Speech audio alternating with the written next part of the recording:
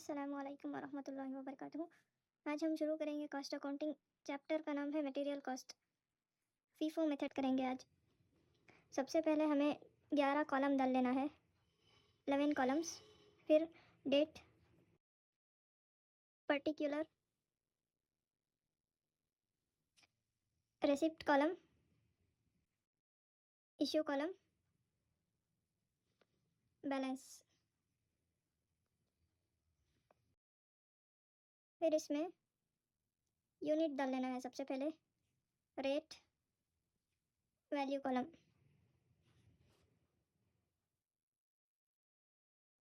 Unit, rate, value.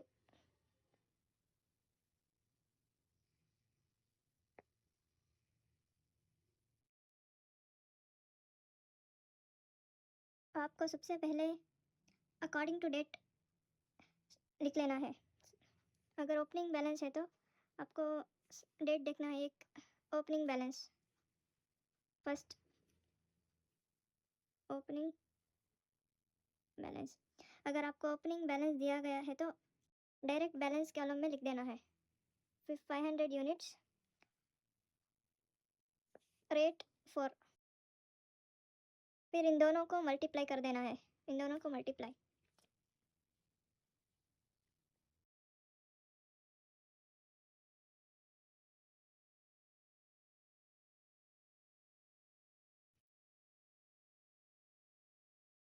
First date के बाद issue column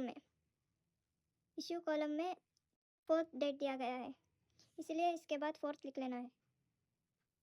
fourth issue,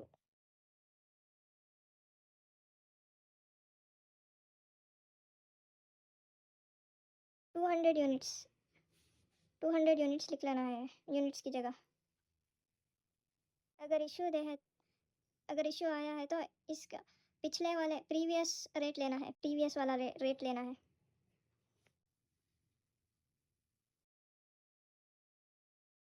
फिर फोर्थ के बाद फिफ्थ, रेसिप्ट कॉलम में फिफ्थ डेट।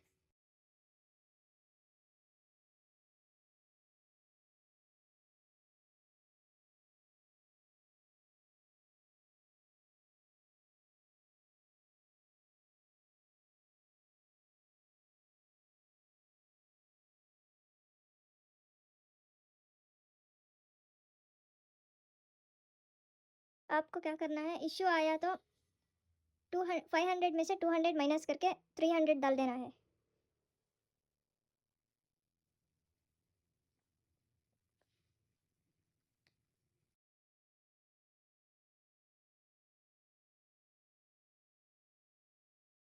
फिर से वही लिख लेना है बैलेंस।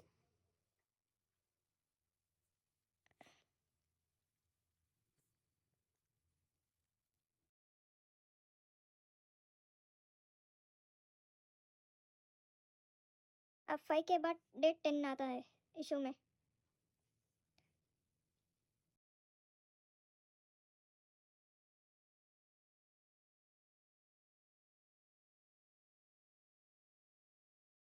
Four hundred units. अब आपको करना क्या है, इसमें से 300 ले लेना है इशू में, 300 इसमें से ले लेना है। फिर इसमें से 100 लेना है।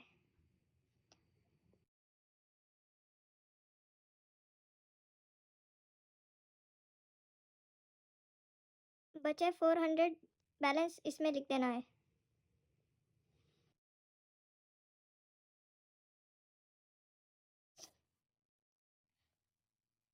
फिर डेट 10 के बाद डेट 12 आता है।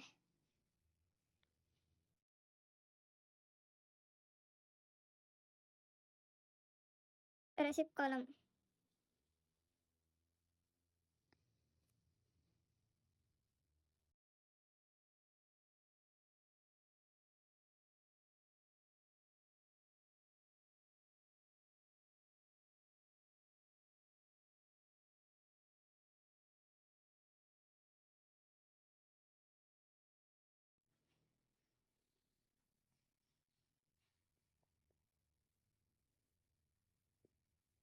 आपको पिछला बैलेंस लिख लेना है। फिर इसके बाद रेसिप्ट का बैलेंस लिखना है।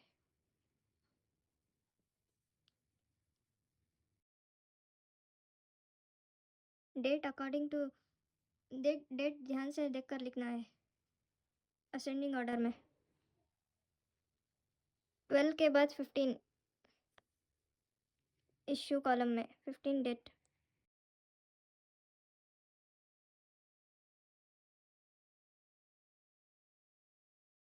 15 में 100 यूनिट्स इशू में है।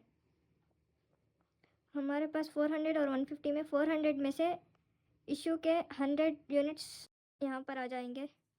4.25 400 का रेट यहाँ पे लेना है और 400 में से 100 यहाँ पे लेना है।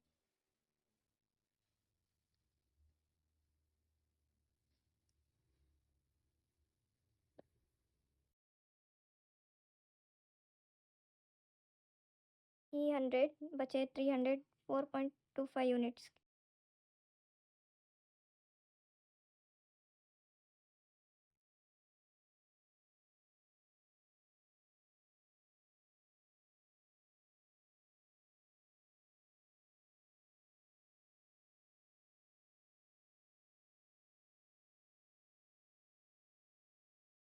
फिफ्टीन के बाद फिर से इशू कॉलम में 19 डेट आया है।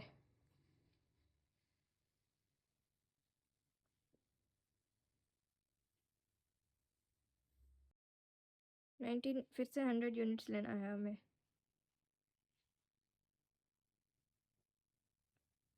300 में से 100 यूनिट्स फिर से लेना है। अगर फीफो है तो बैलेंस इशू के लिए हम बैलेंस में पहले कॉलम देखेंगे।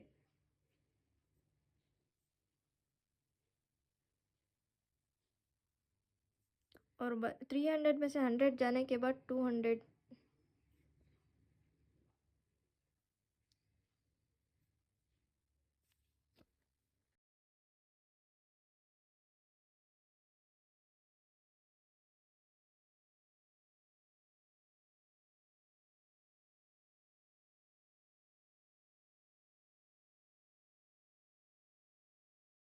फिर से रिसिप्ट कॉलम में डेट 20 आया है। Receive from vendor, receive back, receive from department, receive from work order, production department, return to store, receive back आया है तो रिसिप्ट में लिखना है इन सबको।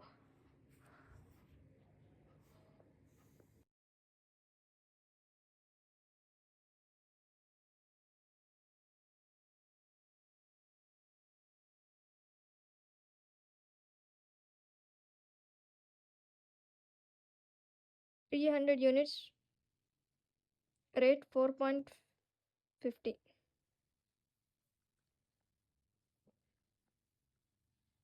1350। आपको पिछले वाले दो बैलेंस लिख लेना है।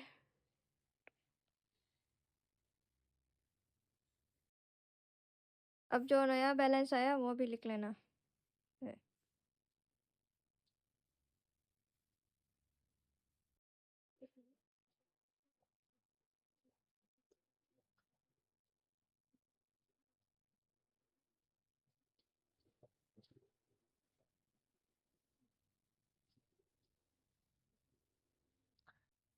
अब नेक्स्ट 20 के बाद 25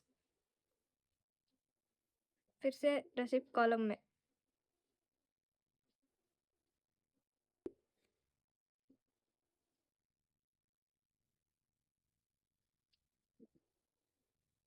एग्जाम में भी डेट ध्यान से देखकर डालना चाहिए।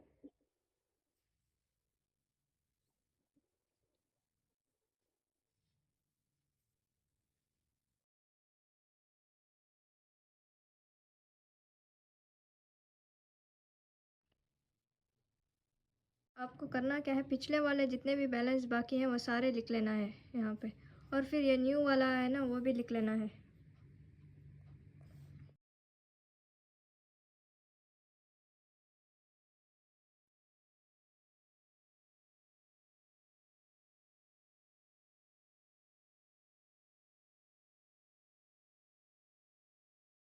फिर 25 के बाद 27 डेट इशू कॉलम में है ये, इसलिए इशू कॉलम में लिख लेंगे हम। रिसिप्ट कॉलम में है तो ये साइड लिख लेंगे, इशू कॉलम में है तो ये साइड लिख लेंगे। अगर बैलेंस कॉलम में है तो डायरेक्ट बैलेंस कॉलम में लिख लेंगे स्टार्टिंग में।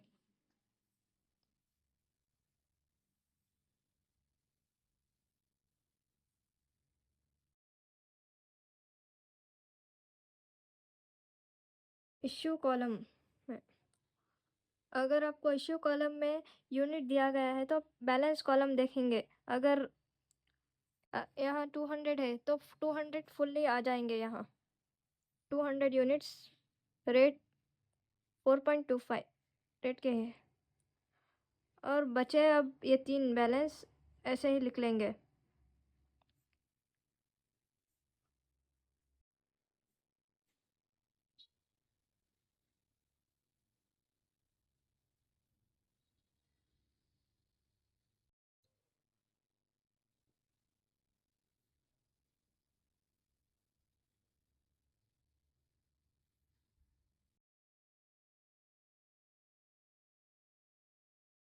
फिर लास्ट में डेट 30 इशू कॉलम में है।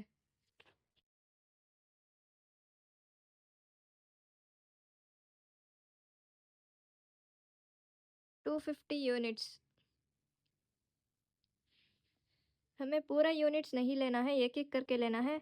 250 में 150 पूरे आ जाएंगे यहाँ पे, फिर 200 इसमें से ले लेंगे तो 250 हो जाएंगे।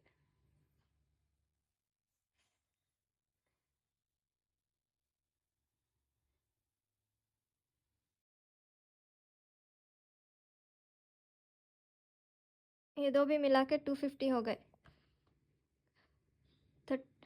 डेट 30 में 250 यूनिट्स यहाँ पे आ गए। अब इसमें बचे 200 यूनिट्स प्लस 400 यूनिट्स बैलेंस में लिख देना है, बैलेंस कॉलम में लिख देना है।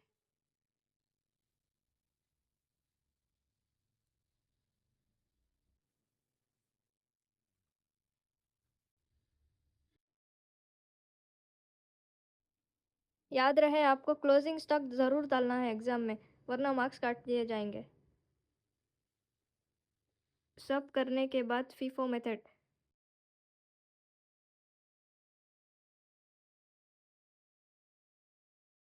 ये दो भी ऐड करके यहाँ लिख देना है यूनिट।